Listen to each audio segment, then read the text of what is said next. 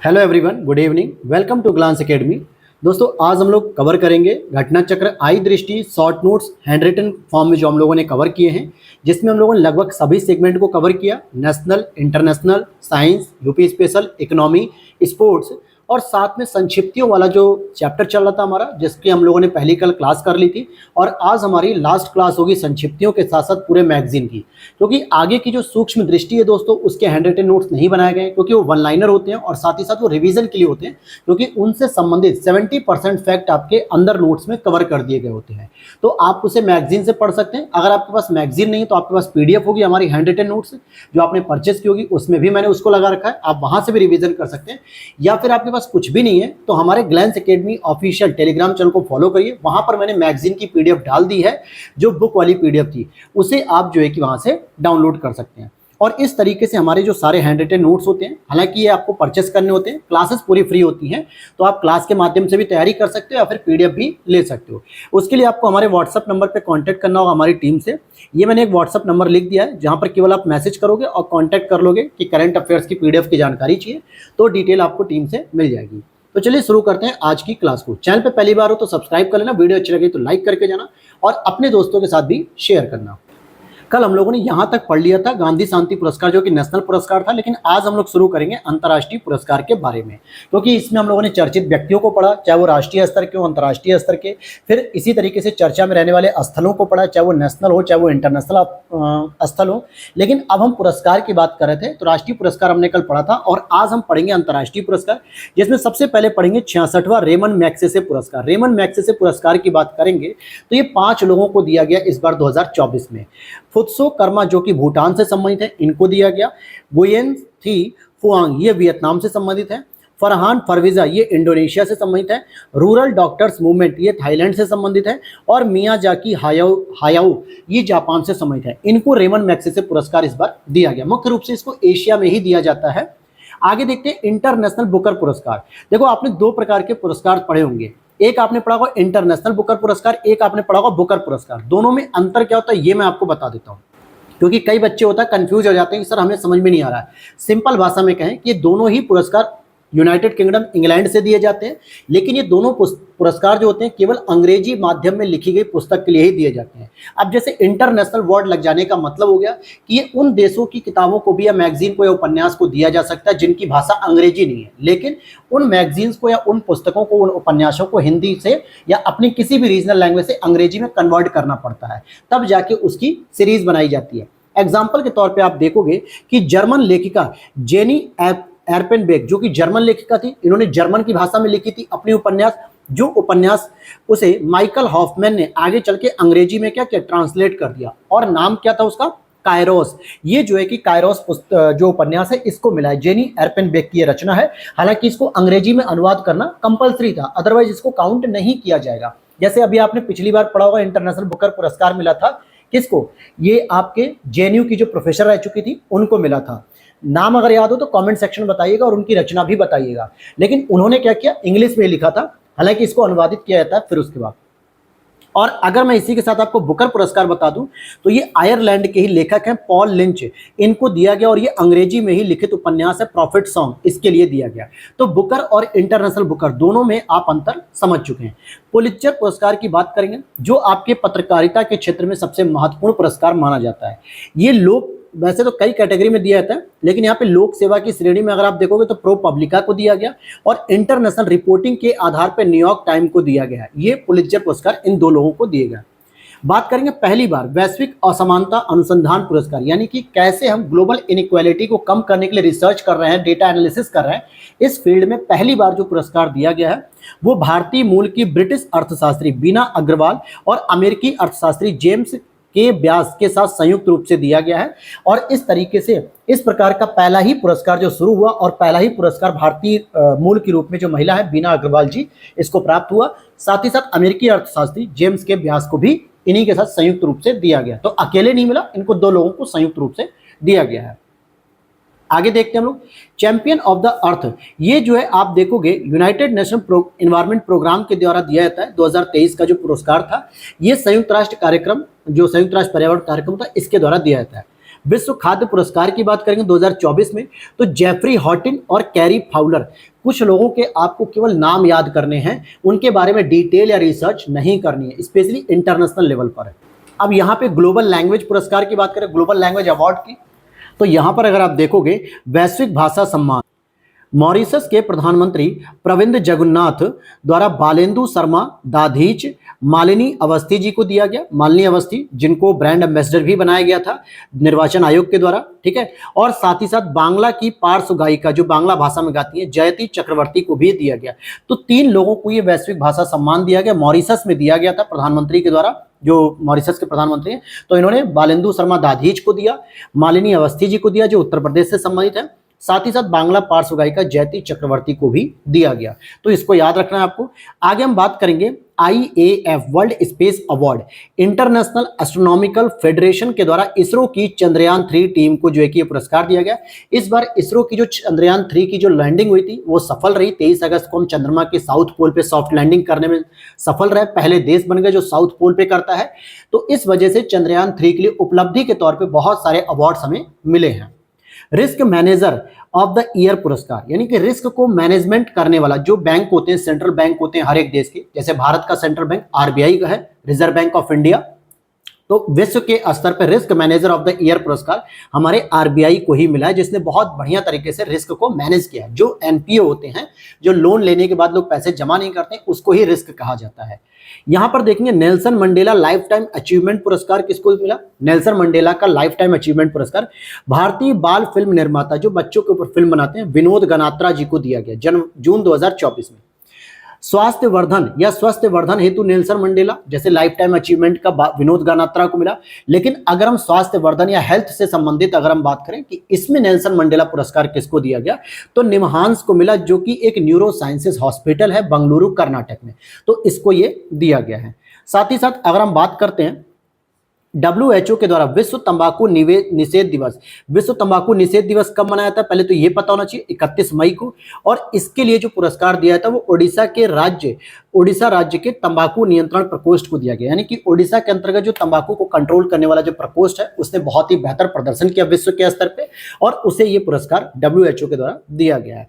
फिर एक और प्रश्न बनता है कि freedom of the city of London का खिताब किसे मिला, यानी कि freedom of the city of London UK के अंतर्गत ये बॉलीवुड अभिनेत्री है हमारी शबाना आजमी जी, इनका नाम आपने सुना होगा, 90 के दशक में इनकी मूवीज आती थी, शबाना आजमी जी को दिया गया। व्हिटली गोल्ड पुरस्कार की बात करेंगे 2024 में, तो असम की वन्य जीव विज्ञानी डॉक्टर पूर्णिमा देवी वर्मन जी को दिया गया। कहाँ की है ये? असम की वन्य जीव विज्ञानी है, मतलब वहां पे संरक्षण का कार्य करती हैं। तो व्हिटली गोल्ड पुरस्कार जो UK में दिया गया इनको पूर्णिमा देवी वर्मन को दिया गया। आगे देख लेते हैं यूनेस्को का वर्ल्ड प्रेस फ्रीडम अवार्ड 2024, जो यूनेस्को के द्वारा वर्ल्ड प्रेस फ्रीडम अवार्ड दिया जाता है वो फिलिस्तीनी पत्रकारों को दिया गया, जिन्होंने बहुत ही हिम्मत के साथ जो है कि गाजा पट्टी में जो हमास वगैरह में जो युद्ध हो रहा था उन न्यूज चैनल को कवर किया पूरी ढंग से कि क्या क्या स्थिति है। गोल्डमैन पर्यावरण पुरस्कार की बात करेंगे 2024 का, गोल्डमैन पर्यावरण पुरस्कार 2024 छत्तीसगढ़ के पर्यावरणविद आलोक शुक्ला को दिया गया, छत्तीसगढ़ के पर्यावरणविद आलोक शुक्ला को दिया गया। पर्यावरणीय उपलब्धि हेतु टाइलर पुरस्कार 2023 जो कि जोहान रॉकस्ट्रॉम को दिया गया, किसको दिया गया? जोहान रॉकस्ट्रॉम को दिया गया। एबल पुरस्कार 2024 की बात करेंगे तो ये आपका गणित से संबंधित एक प्रतिष्ठित पुरस्कार माना जाता है, इवन कि गणित का इसको नोबल भी कह दिया जाता है एबल पुरस्कार को। ये आपके फ्रांसीसी गणितज्ञ मिशेल टेलाग्रैंड को दिया गया है। प्रित्जर पुरस्कार की बात करेंगे जो कि आर्किटेक्चर से संबंधित है, यानी कि जो वास्तुकला होती है उससे संबंधित है, और ये दिया गया 2024 में जापान के रिकेन यामामोटो को, जो कि एक आर्किटेक्चर है यहाँ पे।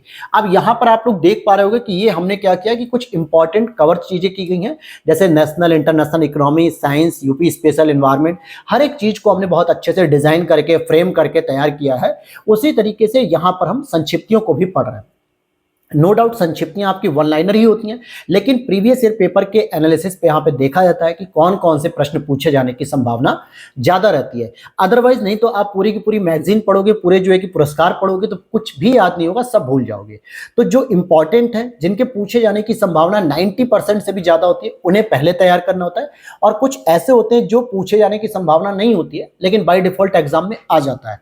तो इतना रिस्क तो देखो आपको लेकर चलना होता है, क्योंकि आप सिविल सर्विसेज की तैयारी कर रहे हो, जिसमें 90% 80% तैयारी के साथ ही एग्जाम में बैठा जाता है। 100% कभी तैयारी नहीं हो सकती इसकी। अब आगे देखते हैं 9th नंबर पे जो लीफ एरिक्सन लूनर प्राइज हो गया। लूनर मतलब ही आप समझ लो चंद्रमा के बारे में बोल रहा है, और इस समय इसरो ही ऐसा एक संस्थान है भारत की तरफ से जिसको चंद्रयान 3 के लिए सबसे अधिक अवार्ड दिए जाएंगे। अंतर्राष्ट्रीय बाल शांति पुरस्कार की बात करेंगे तो यहां पर सोफिया टेरेस्चेंको को मिला, अनास्तासिया फेस्कोवा को मिला और अनास्तासिया डेमचेंको को मिला। अच्छा, ये तीनों ही जो बच्चे हैं ये यूक्रेन से संबंधित हैं और इन्हें ही बाल शांति पुरस्कार दिया गया यूक्रेन से संबंधित। ग्लोबल इंडियन अवार्ड जो कि इंडिया के लिए दिया जाता है 2023 में, हालांकि इसमें इन्फोसिस की जो सह संस्थापक हैं नारायण मूर्ति जी की जो पत्नी है सुधा मूर्ति जी, इनको दिया गया और ये इस प्रकार का अवार्ड प्राप्त करने वाली पहली महिला है, भारतीय नहीं पहली महिला, क्योंकि पुरस्कार ही इंडियन के लिए दिया जाता है global Indian award. Norman Borlaug field पुरस्कार की बात करेंगे 2023 में, जो नॉर्मन बोरलॉग जो एग्रीकल्चर में रिफॉर्म्स के लिए दिया जाता है, ये भारतीय वैज्ञानिक है डॉक्टर स्वाति नायक, इनको दिया गया है, तो ये इंपॉर्टेंट रहेगा। अब हम बात करेंगे कुछ इंपॉर्टेंट फिल्म पुरस्कारों की। जैसे अगर आप यहां पर देखोगे कि 70 नंबर पे जो राष्ट्रीय फिल्म पुरस्कार 2022 का आयोजन जो है कि हुआ और 16 अगस्त 2024 को इसकी घोषणा की गई थी सूचना प्रसारण मंत्रालय के द्वारा। सोचो 2022 के लिए अभी अवार्ड दिया जा रहा है 16 अगस्त 2024 में, तो 70वां राष्ट्रीय फिल्म पुरस्कार जिसे कहते हैं। इस फिल्म पुरस्कार में यह कहा गया कि सबसे अधिक या सर्वश्रेष्ठ जो फीचर फिल्म थी वो थी आट्टम, जो कि मलयालम भाषा में लिखी गई थी, आट्टम की बात करेंगे। सर्वश्रेष्ठ जो लोकप्रिय फिल्म हुई वो कांतारा हुई। आपने देखा होगा कि इसमें कैसे क्षेत्रीय स्तर पे जो हमारी परंपरागत शैलियां हैं, चित्रकला है, साथ ही साथ जो मान्यता होती है पूजा पाठ की, धार्मिक की, उसके ऊपर ये दिखाई गई। कांतारा मूवी बहुत अच्छी है, आप लोग देखिएगा जरूर। सर्वाधिक लोकप्रिय फिल्म हुई है। और सर्वश्रेष्ठ निर्देशक कौन से हुए, तो सूरज बड़जात्या साहब थे। सर्वश्रेष्ठ अभिनेता कौन थे, तो ऋषभ शेट्टी जी थे जो कि फिल्म कांतारा में थे। और सर्वश्रेष्ठ अभिनेत्री नित्या मेनन और मानसी पारेख थे। और सर्वश्रेष्ठ पार्श्व गायक की बात करेंगे तो अरिजीत सिंह थे जिन्होंने केसरिया गाना गाया था। क्या गाया था, केसरिया गाना। ये सर्वश्रेष्ठ जो है कि पार्श्व गायक हो गए। अब आगे हम देखते हैं, ये तो था 70वां राष्ट्रीय फिल्म पुरस्कार। आगे देखते हैं 54वां भारतीय अंतर्राष्ट्रीय फिल्म पुरस्कार, यानी कि भारत के अंतर्गत अंतर्राष्ट्रीय स्तर पे भी जो फिल्म आयोजित होती है उन्हें भी अवार्ड दिया जाता है। उसमें भारत की भी मूवीज को कैलकुलेट किया जाता है। इसका आयोजन हालांकि कई सालों से पणजी गोवा में ही आयोजित किया जा रहा है 20 से 28 नवंबर 2023 को। सर्वश्रेष्ठ फिल्म का यहाँ पे गोल्डन पीकॉक अवार्ड किसे दिया गया, तो अब्बास अमीनी की एक फिल्म थी एंडलेस बॉर्डर, यानी एक ऐसा बॉर्डर जिसमें कोई सीमा नहीं होनी चाहिए। ईरानी फिल्म है ये, अब्बास अमीनी की एंडलेस बॉर्डर, इसको सर्वश्रेष्ठ फिल्म का गोल्डन पुरस्कार दिया गया। अब अंतर्राष्ट्रीय फिल्म पुरस्कार है ये, एक तरीके से महोत्सव है, तो मैक्सिमम इसमें इंटरनेशनल लेवल की मूवीज को ही मिलेगा अवार्ड। पहला सर्वश्रेष्ठ वेब सीरीज का अवार्ड जो है कि हमारे जीतू भैया की वेब सीरीज को मिला, जैसे वन राकस है, देख रहा है विनोद, ये सब जो डायलॉग आपके पंच फेमस हो गए, पंचायत सीजन 2 को दिया गया है। सत्यजीत रे लाइफ टाइम अचीवमेंट अवार्ड, ये आपके माइकल डगलस जी को दिया गया जो कि एक डायरेक्टर भी हैं। और विशेष jury award Rishab Shetty Kantara movie से संबंधित है, इनको दिया गया है। तो भारत के अंतर्गत 2 अवार्ड्स आते हैं, एक पंचायत सीजन 2 को मिलता है जो वेब सीरीज के तौर पे, और विशेष jury award Rishab Shetty Kantara movie के निर्देशक भी हैं और एक्टर भी हैं, उनको दिया गया है। अब आगे बात करेंगे 77 कांस फिल्म महोत्सव, इसकी बात करेंगे तो कांस जो कि फ्रांस में स्थित है, यहां पर आयोजित किया गया मई 2024 में। यहां पे सर्वश्रेष्ठ फिल्म का नाम, सर्वश्रेष्ठ फिल्म का पाम डी ओर पुरस्कार अनोरा को दिया गया और ग्रैंड प्रिक्स पुरस्कार पायल कपाड़िया की फिल्म थी एक, ऑल वी इमेजिन एज, और पायल कपाड़िया जी यह पुरस्कार पाने वाली पहली भारतीय हो गई। तो 77 जो कांस फिल्म महोत्सव था वो मई में हुआ था, फ्रांस में हुआ था, जिसमें ग्रैंड प्रिक्स पुरस्कार जो है कि पायल कपाड़िया की मूवी थी ऑल वी इमेजिन एज, तो ये इस तरीके का पुरस्कार प्राप्त करने वाली पहली भारतीय महिला भी बन गई। आगे देखते हैं ऑस्कर अवार्ड की बात करेंगे। हालांकि इसका जो आयोजन था लॉस एंजलिस यूएसए में हुआ था आयोजन, और मार्च 2024 में इसका आयोजन किया गया था। सर्वश्रेष्ठ फिल्म कौन सी थी, ओपेनहाइमर थी। ये ओपेनहाइमर कोई और नहीं थे, रॉबर्ट ओपेनहाइमर थे जिनको परमाणु बम का जनक भी कहा जाता है, और यूएसए में इन्हीं के नेतृत्व में सबसे पहले 1945 में इसका एक ट्रायल किया गया था।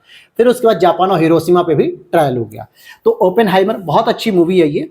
सर्वश्रेष्ठ अभिनेता किलियन मर्फी इसमें एक्टर होते हैं जो कि ओपेनहाइमर में रोल प्ले करते हैं। और सर्वश्रेष्ठ निर्देशक की बात करेंगे तो क्रिस्टोफर नोलन जो कि इसी मूवी के डायरेक्टर हैं ओपेनहाइमर की। और सर्वश्रेष्ठ अभिनेत्री की बात करेंगे तो एम्मा स्टोन जिन्होंने पुअर थिंग्स में एक्टिंग की थी, और सर्वश्रेष्ठ अंतर्राष्ट्रीय film the zone of interest.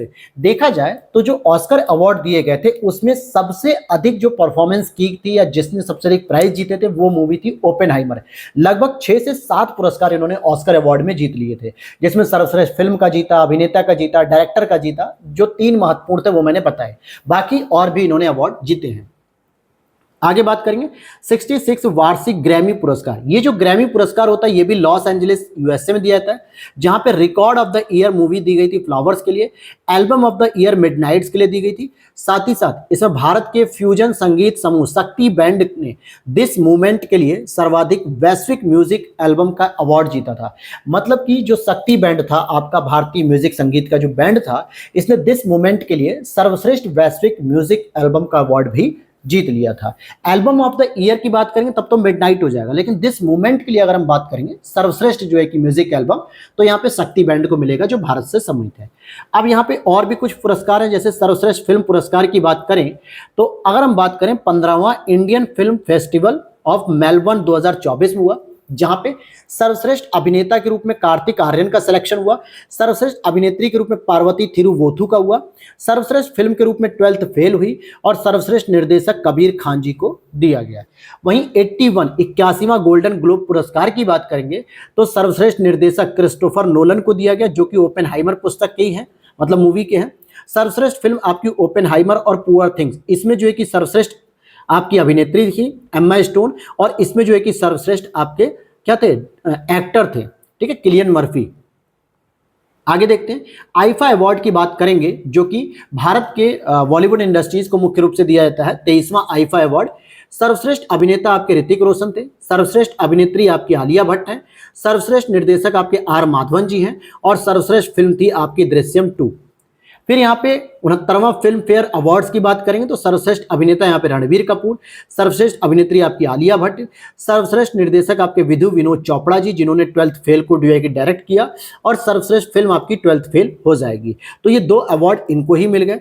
अब चलते हैं दादा साहब फाल्के पुरस्कार की बात करेंगे, जो लाइफ टाइम अचीवमेंट के लिए होता है। तो आपको बता दें कि जो 53 नंबर का था 53वां Dada Saheb Phalke life time achievement award 2021 के लिए दिया गया था, अभिनेत्री थी वहीदा रहमान। हालांकि 54वां जो लाइफ टाइम अचीवमेंट अवार्ड था 2022 के लिए, ये दे दिया गया है मिथुन चक्रवर्ती जी को, जो कि मिथुन दा के नाम से फेमस है, मिथुन चक्रवर्ती जी को ये दिया गया था। तो ये आपके 53वें और 54वें दादा साहब फाल्के पुरस्कार हो गए। अभी तक 55 की अनाउंसमेंट नहीं हुई है।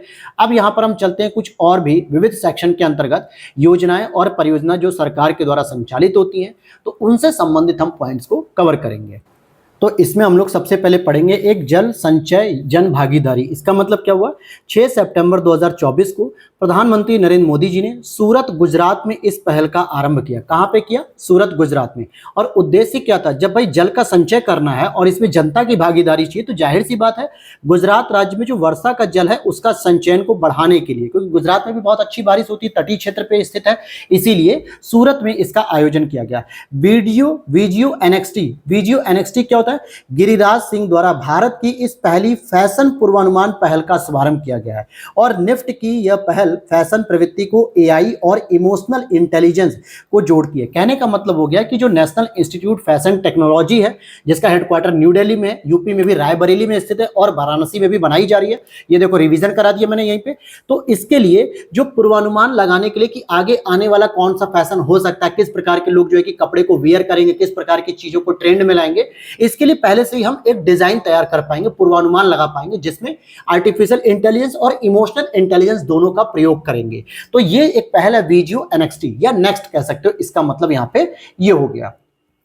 आगे रोड टू स्कूल कार्यक्रम, ये कि मैंने यूपी स्पेशल में पढ़ा दिया था। सीएम योगी आदित्यनाथ जी के द्वारा गोरखनाथ यहां पे नहीं होना चाहिए था, गोरखपुर जिले में निपुण भारत मिशन के तहत शुभारंभ किया गया था 20 अगस्त 2024 को। यह कार्यक्रम बेसिक शिक्षा विभाग, अशोक लीलैंड, इन दोनों के द्वारा समर्पित है। यानी बेसिक शिक्षा विभाग जो हमारा यहाँ पे है यूपी के अंतर्गत, और अशोक लीलैंड लिमिटेड के द्वारा इसको समर्थित किया गया है, शुरू किया गया है। नेक्स्ट अगर हम बात करेंगे पीएम आवास योजना शहरी 2.0, शहरी की बात हो रही है। 9 अगस्त 2024 को केंद्रीय मंत्रिमंडल ने इसको मंजूरी दे दी और यह भी कहा कि अगले 5 वर्षों में 2024-25 से 2028-29 तक हम 1 करोड़ आवास बनाएंगे। तो यहां से डायरेक्ट प्रश्न पूछा जा सकता है कि पीएम आवास योजना शहरी के अंतर्गत कितने नए भवनों को बनाने का लक्ष्य रखा गया। तो 1 करोड़ का, जो कि अगले 5 वर्षों में बनेंगे। पीएम G1 योजना में संशोधन, देखो जी अलग है, वन अलग है। जैव ईंधन, ठीक है, जैव ईंधन के क्षेत्र में नवीनतम विकास के साथ तालमेल बनाए रखना और निवेश को आकर्षित करने के लिए इसमें संशोधन किया गया, जो कि 5 वर्ष से बढ़ाकर इसका उम्र मतलब आयु मतलब जो कार्यक्रम का टाइम रहेगा 2028-29 तक कर दिया गया। ओंकारेश्वर की बात करेंगे, जो बहुत पहले से आप लोग पढ़ रहे होंगे, लेकिन अब उसको शुरू कर दिया गया, अभी तक उद्घाटन नहीं हो पाया था। खंडवा जिला एमपी के अंतर्गत आता है। 90 मेगावाट की परियोजना को चालू कर दिया गया और यह भारत का सबसे बड़ा फ्लोटिंग सोलर पार्क है। तैरता हुआ यह सोलर पार्क है ओंकारेश्वर के अंतर्गत, एमपी में आता है। और आगे अगर हम देखें सिंकुल्ला सुरंग परियोजना, तो बस आपको इतना याद रखना है कि ये जो सिंकुल्ला सुरंग परियोजना ये मोदी जी के द्वारा शिलान्यास की गई है और बीआरओ के द्वारा इसका निर्माण किया जाएगा, बॉर्डर रोड ऑर्गेनाइजेशन के द्वारा लद्दाख में। Fast track immigration trusted traveller programme FTI TTP, अर्थात इसका मतलब क्या है, गृह मंत्री अमित शाह जी के द्वारा भारतीय नागरिकों और ओसीआई यात्रियों हेतु IGI यानी इंटरनेशनल इंदिरा गांधी एयरपोर्ट जो है दिल्ली का, इसके टर्मिनल 3 पर इसका उद्घाटन किया गया है। 21 प्रमुख हवाई अड्डों पर लॉन्च किया जाएगा। पहले चरण में हालांकि 7 हवाई अड्डों पर लॉन्च किया गया है, जिसमें मुंबई हो गया, चेन्नई हो गया, कोलकाता हो गया, बंगलुरु, कोच्चि, हैदराबाद और अहमदाबाद। इसका मतलब क्या है कि आपको फटाफट जो है कि इमिग्रेशन यानी कि जो भी परमिट वगैरह होती है, जो आपकी चेकिंग वगैरह होती है, ये सब थोड़ा फास्ट कर दिया जाएगा ताकि आपके समय को बचाया जाए और आपके एक्सपीरियंस को इन्हांस किया जाए। तो ये शुरू किया गया यहाँ पे। भूमिगत कोयला गैसीकरण परियोजना, अगर आप देखोगे ईस्टर्न कोलफील्ड्स लिमिटेड ECL के द्वारा जामताड़ा जिला, जो कि झारखंड के अंतर्गत है, में शुरू की गई थी और ये पहली पायलट परियोजना है जो कि कोयला को क्या करेगी, गैसीकरण के रूप में कन्वर्ट करेगी भूमि के अंदर ही। जनता भवन सौर परियोजना की बात करें तो असम के सीएम हेमंत बिस्व शर्मा जी ने असम सचिवालय, जो असम का सेक्रेटरीट है, इसमें उद्घाटन किया इसका और यह देश का पहला सिविल सचिवालय बन गया जो पूर्णतः सौर ऊर्जा से उत्पन्न बिजली पर निर्भर रहेगा।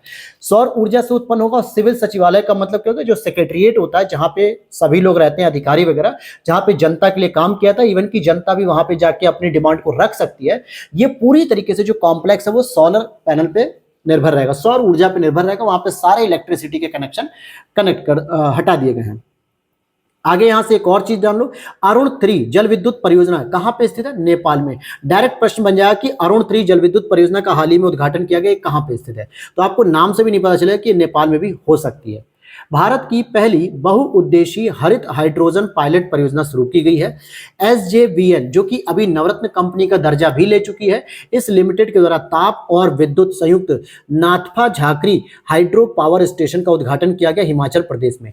अभी तक जो आप पढ़ते थे, जो ताप विद्युत संयंत्र को या तो वो केवल हीट पैदा करती थी या वो इलेक्ट्रिसिटी करती थी, विद्युत संयंत्र या फिर ताप संयंत्र, लेकिन आप इस बार पढ़ रहे हो बहुउद्देशीय पर्पज से, ठीक, जिसमें आप ताप और विद्युत यानी कि इलेक्ट्रिसिटी और एनर्जी दोनों को प्रोड्यूस किया जाएगा, जो कि SJVN नवरत्न कंपनी के द्वारा शुरू किया गया हिमाचल प्रदेश में। इंडियन ऑयल पारादीप हैदराबाद उत्पाद पाइपलाइन, इसका उद्घाटन पीएम मोदी जी ने किया मार्च 2024 में, जो लगभग 1212 किलोमीटर की है।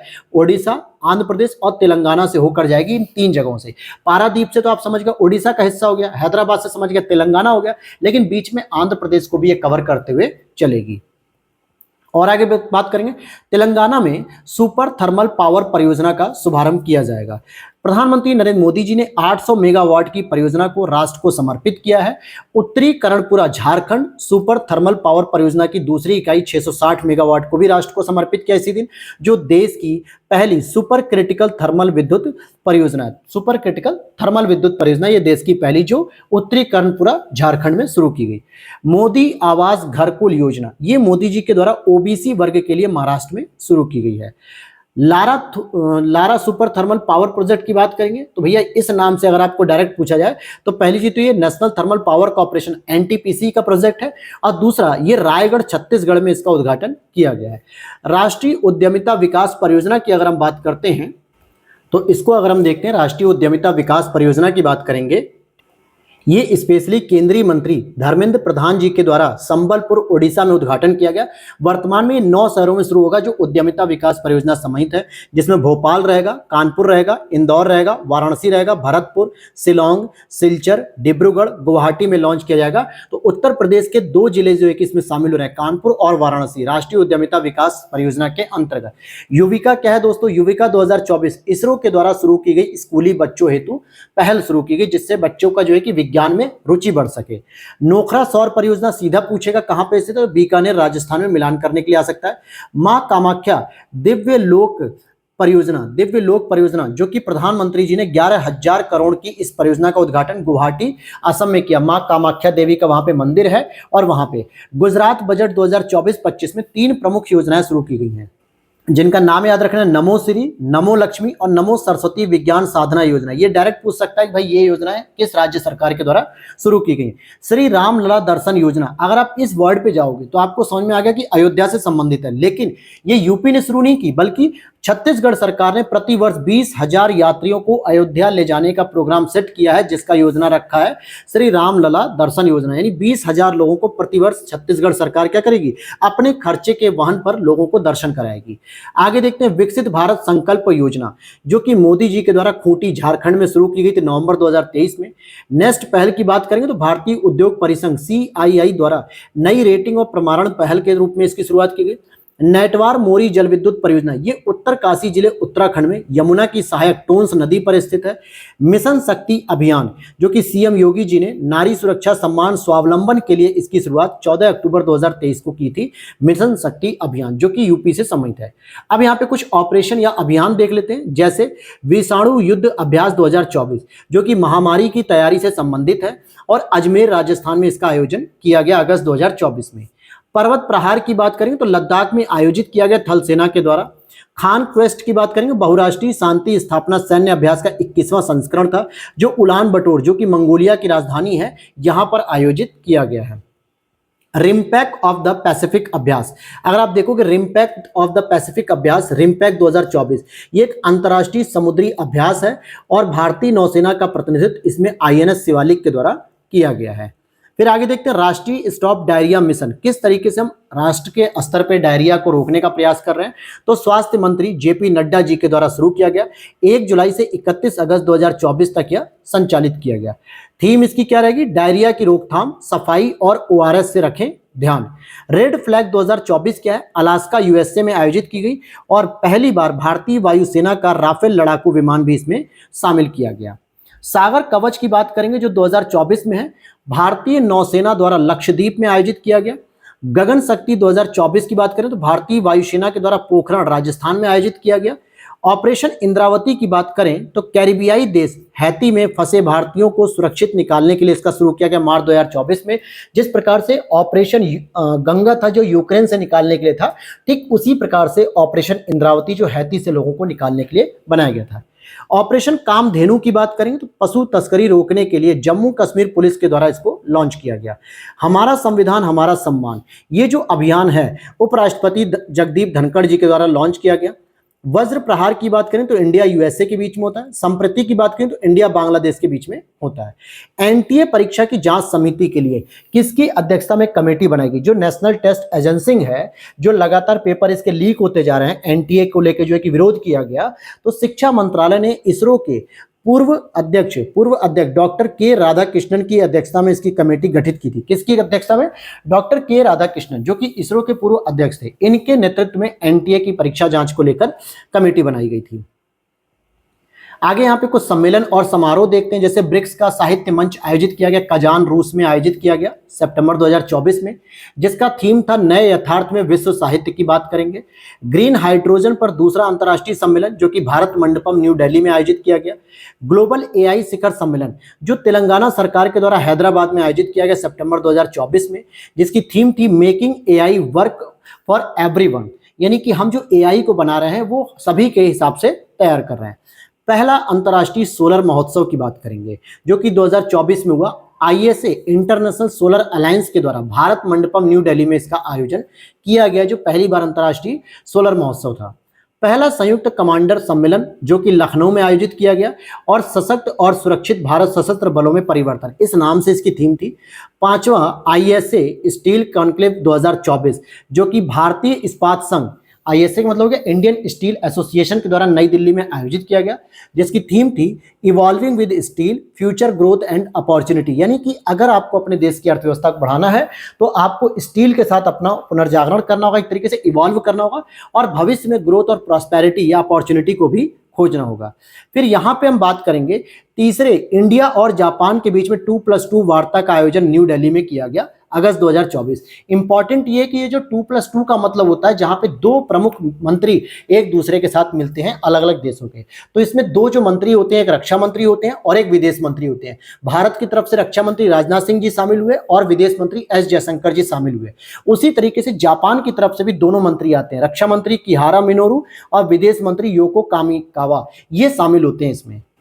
अब यहां पर हम लोग देखेंगे संधि और समझौते को। अगर हम देखते हैं कि कुछ महत्वपूर्ण जो संधियां हैं, समझौते हैं, उन पे हम बात करेंगे, जैसे food safety standard authority of India Bharat की तरफ से और MAPA ये ब्राजील की तरफ से, इन दोनों के मध्य एक समझौता हुआ है। क्या समझौता हुआ कि खाद्य सुरक्षा के लिए food safety standard authority of India और मापा अर्थात ministry of agriculture and live stock के मध्य एक समझौता हुआ 21 सितंबर 2024। तो ये भारत और ब्राजील के मध्य एक समझौता हुआ है। इसी तरीके से अगर हम बात करते हैं NLFT और ATF अर्थात इसके बीच में एक शांति समझौता, गृह मंत्री अमित शाह की उपस्थिति में त्रिपुरा सरकार, national liberation front of Tripura और ऑल त्रिपुरा टाइगर फोर्स के मध्य नई दिल्ली में समझौता ज्ञापन हुआ 4 सितंबर 2024 को। तो वहां पे गृह मंत्री अमित शाह जी उपस्थित थे, साथ ही साथ उनकी उपस्थिति में त्रिपुरा सरकार एक पक्ष होती है, एक पक्ष होता है NLFT national liberation front of Tripura, और एक फ्रंट होता है आपका ऑल त्रिपुरा टाइगर फोर्स। इन तीनों के मध्य में एक समझौता किया गया कि हम आगे किसी प्रकार की नक्सलवादी घटनाओं को अंजाम नहीं देंगे और देश के साथ साथ राज्य के विकास में भी सहयोग करेंगे। CIL और गेल के मध्य एक समझौता हुआ है, कोल इंडिया लिमिटेड और गेल, ठीक है, इन दोनों के मध्य एक समझौता हुआ कि कोल गैसिफिकेशन प्रौद्योगिकी का उपयोग करके हम कोयले को SNG सिंथेटिक नेचुरल गैस का संयंत्र स्थापित करेंगे और ये रानीगंज वेस्ट बंगाल में स्थापित होगा। तो गेल और CIL के बीच क्या समझौता हुआ कि हम एक तरीके से SNG का एक प्लांट लगाएंगे सिंथेटिक प्राकृतिक गैस, सिंथेटिक नेचुरल गैस के लिए। नागालैंड सरकार और SBI जनरल इंश्योरेंस के मध्य क्या समझौता हुआ, तो आपदा जोखिम हस्तांतरण पैरामीट्रिक बीमा समाधान जिसको हम DRTPS के लिए समझौता ज्ञापन हस्ताक्षरित किया गया, और नागालैंड इस प्रकार से DRTPS को लागू करने वाला पहला राज्य बन गया देश का। भारत सरकार और वर्ल्ड बैंक के बीच में क्या समझौता हुआ, दोनों के मध्य 4 राज्यों में 781 किलोमीटर की लंबाई में हरित राष्ट्रीय राजमार्ग गलियारा निर्माण करने के लिए $500 मिलियन का समझौता किया गया, जिसमें जो 4 राज्य शामिल होंगे आपका हिमाचल प्रदेश, उत्तर प्रदेश, राजस्थान और आंध्र प्रदेश। ये 4 राज्य ऐसे होंगे जहां पे भारत सरकार ने जो वर्ल्ड बैंक से पैसा लिया है $500 मिलियन, इसका प्रयोग करेंगे 781 किलोमीटर के बीच में हरित राष्ट्रीय राजमार्ग बनाएंगे, जो आपका जो नेशनल हाईवे का जो कॉरिडोर है वो हरित रहेगा, ग्रीनरी के साथ रहेगा।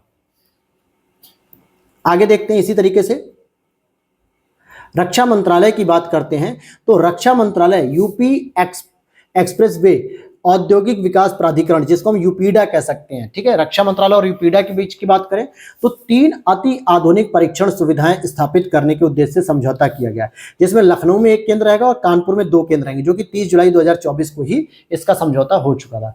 उत्तर प्रदेश पर्यटन विभाग और मेक माई ट्रिप, जो आप कहीं घूमने जब जाते हो तो आप गो IBICO हो गया, ठीक है, मेक माई ट्रिप हो गया और अगोडा हो गया, इन सभी जगहों पे आप क्या करते हैं, विजिट करने के लिए आप कहीं ओला बुक करते हैं, कहीं ट्रेन बुक करते हो, कहीं होटल बुक करते हो।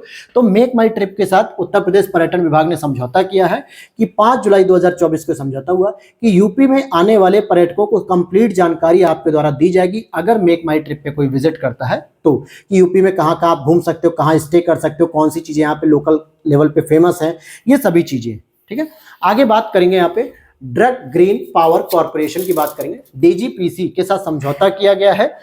अडानी ग्रुप के चेयरमैन एवं भूटान प्रधानमंत्री के मध्य समझौता किया गया। तो ये समझौता 570 मेगावाट का चूखा प्रांत में ग्रीन हाइड्रो पावर प्लांट के निर्माण के लिए शुरू किया गया। तो ये अडानी ग्रुप के साथ समझौता किया गया। NPCI national payment corporation of India Bharat और central bank reserve of Peru, यानी कि पेरू का सेंट्रल बैंक और भारत का NPCI के मध्य एक समझौता हुआ और दोनों के मध्य UPI पर समझौता हुआ है। यूनिफाइड पेमेंट इंटरफेस, और इस तरीके से पेरू पहला दक्षिण अमेरिकी देश बन गया जो यूपीआई अपनाने वाला देश है। और इसी तरीके से अगर आपसे यूरोप का पूछा जाए तो फ्रांस आपको बताना, जहां एफिल टावर से शुरू किया गया, जो पहला यूपीआई मतलब यूरोपीय देश है जिसने हमारे यूपीआई के साथ समझौता किया। भारत अर्जेंटीना के मध्य अगर हम बात करते हैं तो यहां पर लिथियम की खोज के लिए और खनन के लिए समझौता किया गया जनवरी 2024 में, जहां पे अर्जेंटीना और भारत, हालांकि चिली हो गया, पेरू, बोलीविया हो गया और अर्जेंटीना, इन तीनों के बीच में एक ट्रायंगल बनता है जहां पे सबसे अधिक लिथियम के भंडार पाए जाते हैं। NTPC green energy limited Andhra Pradesh industrial infrastructure corporation के मध्य एक समझौता हुआ। एनटीपीसी और आपके आंध्र प्रदेश की जो इंडस्ट्रियल इंफ्रास्ट्रक्चर कॉर्पोरेशन इंडस्ट्रीज है, दोनों के मध्य भारत का सबसे बड़ा हरित हाइड्रोजन उत्पादन केंद्र स्थापित करने के लिए भूमि पट्टा पर समझौता हो गया, और यह केंद्र आंध्र प्रदेश के विशाखापत्तनम में स्थापित होगा। 20 फरवरी 2024 को इस पे समझौता कर लिया गया। यहां तक बातें समझ में आ गई। अब देखते हैं इसी तरीके से कुछ संगठन या संघ के बारे में बात करेंगे। जैसे उत्तर प्रदेश में जगजीवन राम रेलवे सुरक्षा बल अकादमी लखनऊ की बात करें तो यह अकादमी सिविल सेवा प्रशिक्षण संस्थानों के लिए राष्ट्रीय मानकों के पालन के लिए क्षमता निर्माण आयोग द्वारा प्रतिष्ठित उत्कृष्ट रेटिंग से सम्मानित किया गया है। अर्थात इसको एक व्यवस्थित रूप से उत्कृष्ट रेटिंग दी गई है। WHO के द्वारा केंद्रीय आयुर्वेदिक विज्ञान अनुसंधान परिषद को पारंपरिक चिकित्सा में मौलिक और साहित्यिक अनुसंधान के लिए WHO का सहयोगी केंद्र के रूप में नॉमिनेट किया गया, जो कि आपके हैदराबाद में स्थित है, और ये आपके 4 ईयर्स के लिए नॉमिनेट किया गया। 4 साल तक ये क्या करेगा, WHO के साथ सहयोग करेगा। बायो फार्मास्यूटिकल गठबंधन की बात करें तो यूरोपीय यूनियन, भारत, दक्षिण कोरिया, जापान, USA के द्वारा जून 2024 में इसको अपनाया गया। इंडस इंड बैंक लिमिटेड के द्वारा बात करें तो किसानों को क्रेडिट के लिए मुआवजा देने हेतु आरबीआई के CBDC सेंट्रल बैंक डिपॉजिटरी जो होता है पायलट को सफलतापूर्वक निष्पादित करने वाला ये पहला बैंक बन गया जिसने बहुत आसानी से सारे टारगेट्स पूरे किए। आगे माइक्रोसॉफ्ट की बात करें और ओपन एआई जो कि यूएसए की कंपनी है, इन दोनों के बीच में एक समझौता हुआ है कि संयुक्त रूप से एआई सुपर कंप्यूटर का निर्माण करेंगे और इसका नाम रहेगा स्टारगेट। ये विकसित करेंगे जिसमें एआई भी रहेगा, आर्टिफिशियल इंटेलिजेंस, और माइक्रोसॉफ्ट के सारे पार्ट्स रहेंगे। तो ये दोनों कंपनियां मिलकर एक एआई सुपर कंप्यूटर को तैयार कर रही हैं, विकसित कर रही है, जिसका नाम स्टारगेट रखा गया है। भारतीय एल्यूमिनियम कंपनी बाल्को की बात करें तो एल्यूमिनियम स्टीवर्डशिप इनिशिएटिव प्रदर्शन मानक B3 प्रमाणन प्राप्त करने वाली भारत की पहली कंपनी बन गई है। और LIC की बात करें, लाइफ इंश्योरेंस कॉर्पोरेशन या भारतीय जीवन बीमा निगम, तो ब्रांड फाइनेंस इंश्योरेंस में टॉप 100 में जो 2024 की कंपनी थी, इसमें LIC सबसे मजबूत बीमा ब्रांड कंपनी के रूप में उभरा है भारत के अंतर्गत।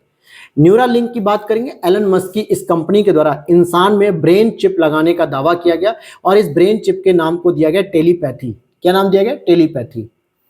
एनटीपीसी लिमिटेड की बात करें तो टॉप एम्प्लॉयर इंस्टीट्यूट द्वारा यह सार्वजनिक उपक्रम भारत में शीर्ष नियोक्ता 2024 के रूप में प्रमाणित किया गया कि ये जो टॉप एम्प्लॉयर इंस्टीट्यूट है, इसने ये कहा कि भारत के अंतर्गत एनटीपीसी एक ऐसा जो है कि उपक्रम है सार्वजनिक स्थल का, जहां पर सबसे अधिक क्वालिटी के साथ एम्प्लॉयर जो है कि एम्प्लॉय हाई किया जाते हैं, हायर, और सर्वश्रेष्ठ नियोक्ता 2024 का अवार्ड मिला।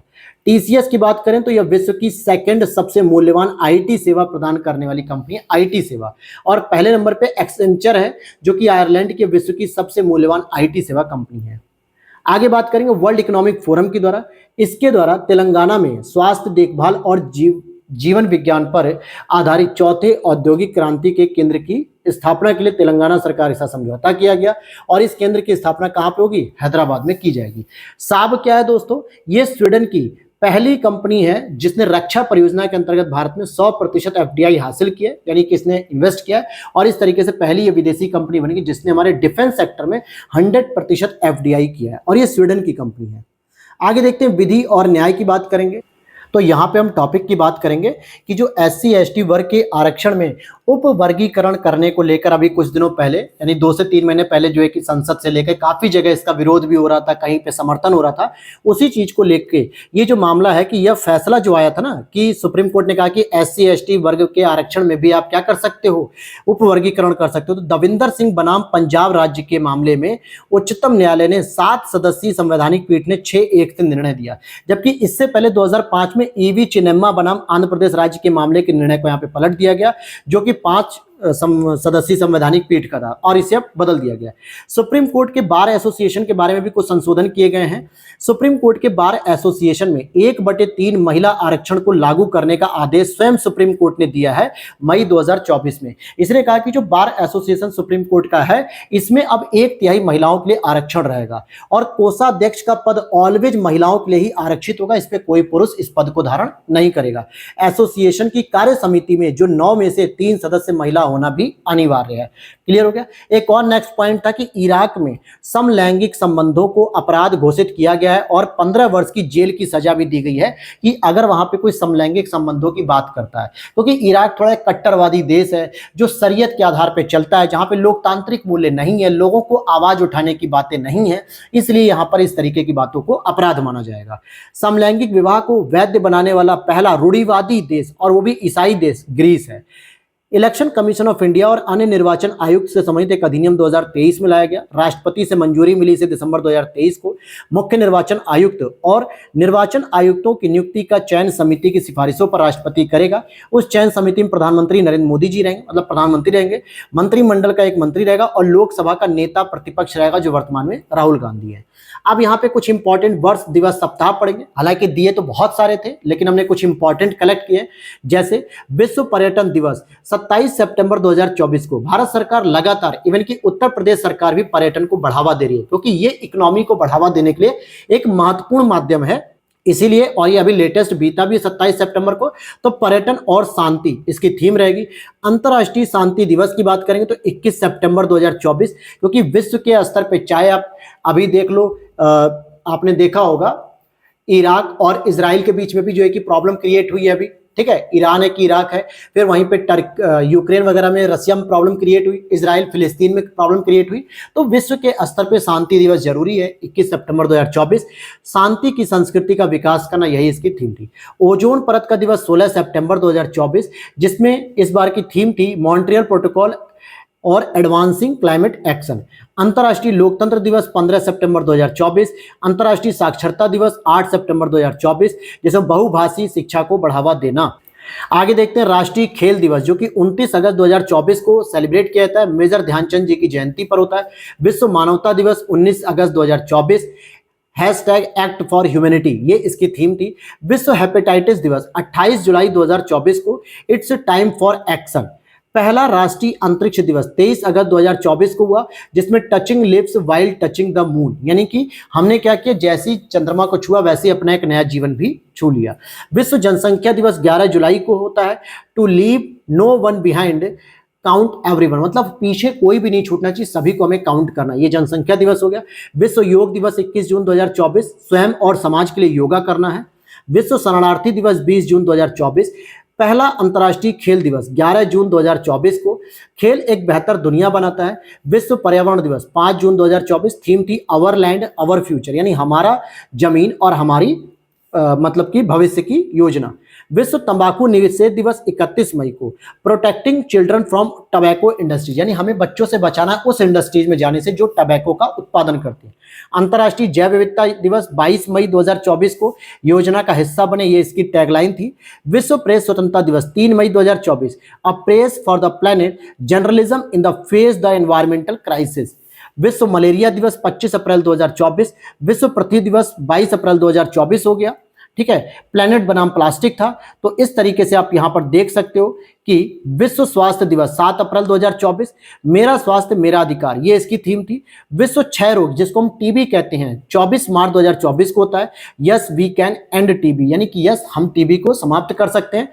विश्व जल दिवस 22 मार्च 2024, शांति के लिए जल। अंतर्राष्ट्रीय महिला दिवस 8 मार्च 2024, महिलाओं में निवेश प्रगति को बढ़ावा, अर्थात कि महिलाओं से संबंधित जो मुद्दे हैं उनका समाधान करो और उनके लिए इन्वेस्टमेंट को बढ़ावा दीजिए। राष्ट्रीय विज्ञान दिवस 28 फरवरी 2024, विकसित भारत के लिए स्वदेशी तकनीक।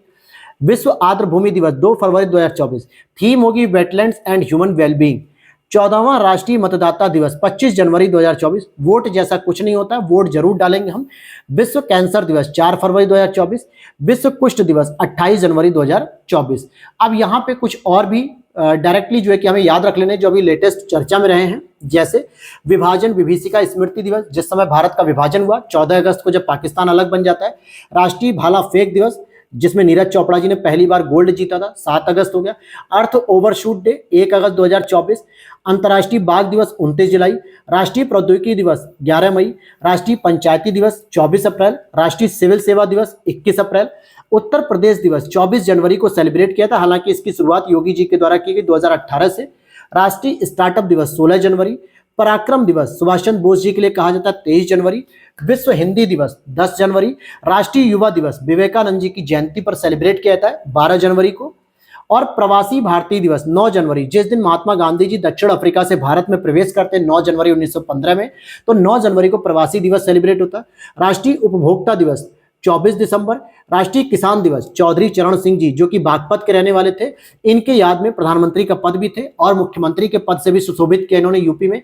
23 दिसंबर को मनाया जाता है किसान दिवस। राष्ट्रीय गणित दिवस ये हो जाएगा आपका 22 दिसंबर। संविधान दिवस 26 नवंबर। और अभी संविधान हत्या दिवस भी सेलिब्रेट किया गया पहली बार 25 जून को, जिस समय आपातकाल इंदिरा गांधी जी के द्वारा लगाया गया था 25 जून 1975 को।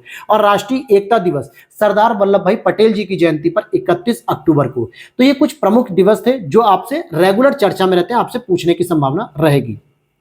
अब देखेंगे यहाँ पे हम विविध को। भारत जल सप्ताह 2024 ये भारत मंडपम न्यू दिल्ली में आयोजित किया गया 17 से 20 सितंबर 2024 को। यूपी की पहली एकीकृत हरित शहरी सड़क जो कि मेरठ में निर्मित होगी। सपनों की उड़ान 23 अगस्त 2024 को शिक्षा मंत्रालय ने एनसीईआरटी के सहयोग से इस ई पत्रिका का शुभारंभ किया और राष्ट्रीय अंतरिक्ष दिवस के ऊपर चर्चा की। फिर यहाँ पे बात करेंगे छात्राओं को सैनिटरी नैपकिन खरीदने हेतु नगद राशि देने वाला जो पहला राज्य वो कौन होगा? मध्य प्रदेश होगा। हालांकि इसमें 7 से लेके क्लास 12 तक की महिला लड़कियों को जो है कि दिया जाएगा, क्योंकि क्लास 7th में जब लड़कियां प्रवेश करती हैं तो लगभग मान के चलो कि 13-14 साल की उम्र हो जाती है, जिस समय उनको, हालांकि 11 या 12th ईयर जब 11-12 साल की होती है तभी उनकी प्यूबर्टी शुरू हो जाती है, पीरियड्स आने शुरू होते हैं। तो उसी समय से उनको जानकारी दी जाएगी, सफाई के बारे में बताया जाएगा और सैनिटरी नैपकिन प्रयोग करने के लिए आर्थिक सहायता भी दी जाएगी। मासिक धर्म अवकाश की घोषणा करने वाला जो तीसरा राज्य है वो ओडिशा है, यानी कि जो महिलाएं कार्यरत हैं उनके लिए जो है कि जब समय उनके पीरियड्स होते हैं तो मासिक धर्म अवकाश घोषित किया जाएगा और उस दौरान उनकी सैलरी भी नहीं काटी जाएगी, उनको सैलरी पूरी दी जाएगी, क्योंकि एक नेचुरल प्रोसेस है, वो जानबूझ के नहीं ऐसा करती। ठीक है। और इसमें अगर आप देखोगे ओडिशा के साथ साथ बिहार और केरल पहले से ये सुविधा दे रहे हैं। भारत के 2 नए मोर अभ्यारण्य कहाँ पे हैं? आदि चुंचनगिरी कर्नाटक में और चुल्लुनु आर ये केरल में है। हिंद महासागर में पानी के नीचे जो 3 संरचनाओं का नामकरण किया गया, तीनों संरचनाएं कटक है, जिसमें एक अशोक सी माउंट, चंद्रगुप्त रिज और कल्पतरु रिज, ये 3 अलग अलग जो है कि नाम दे दिए गए कटक। फिर वहीं अगर हम बात करते हैं टाइफून गेमी जो कि एक चक्रवात था, इससे प्रभावित होने वाले प्रमुख देश चीन, फिलीपींस, ताइवान थे। एशिया का पहला low carbon green zinc Hindustan zinc limited द्वारा लॉन्च किया गया, इसका नाम इकोजेन रखा गया जो कि ग्रीन जिंक होगा।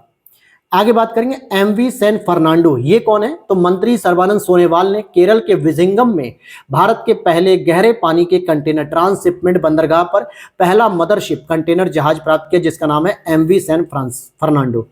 अब यहाँ पे हम बात करेंगे सुहेलवा वन्यजीव अभ्यारण्य की। तो ये आपका यूपी का 5वां टाइगर रिजर्व हो गया सुहेलवा वन्यजीव अभ्यारण्य। लेकिन इससे पहले आपको 4 और पता होने चाहिए जो टाइगर रिजर्व है। दुधवा टाइगर रिजर्व लखीमपुर खीरी में आता है, पीलीभीत में नहीं।